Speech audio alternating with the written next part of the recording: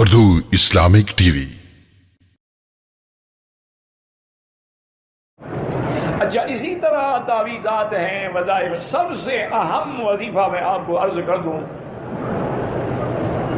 جو اللہ کے قرآن کا حکم بھی ہے اور میرے آقا کا فرمان بھی ہے اور عمل بھی ہے، تو انشاءاللہ آپ کسی کے محتاج نہیں ہوں گے۔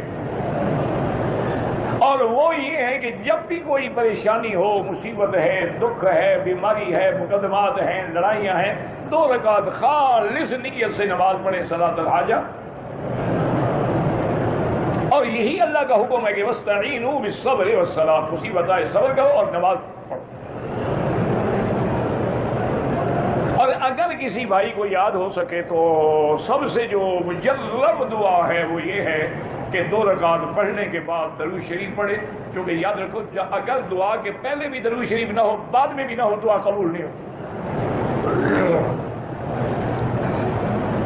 درود شریف پڑھنے کے بعد اللہ کی حمد و ثنا بیان کریں۔ کیا مانا؟ چلو سورۃ فاتحہ پڑھ لیں جس میں سب کچھ ہے،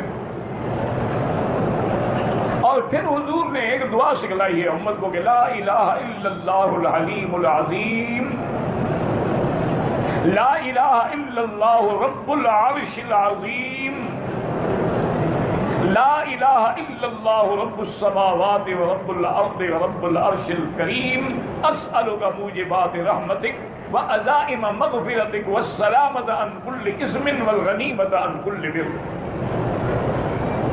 اور اگر یہ یاد نہ ہو تب بھی کوئی بات نہیں، کسی بھی زبان میں اللہ کو 2 رکعت پڑھنے کے بعد خالص اللہ کو پکارے۔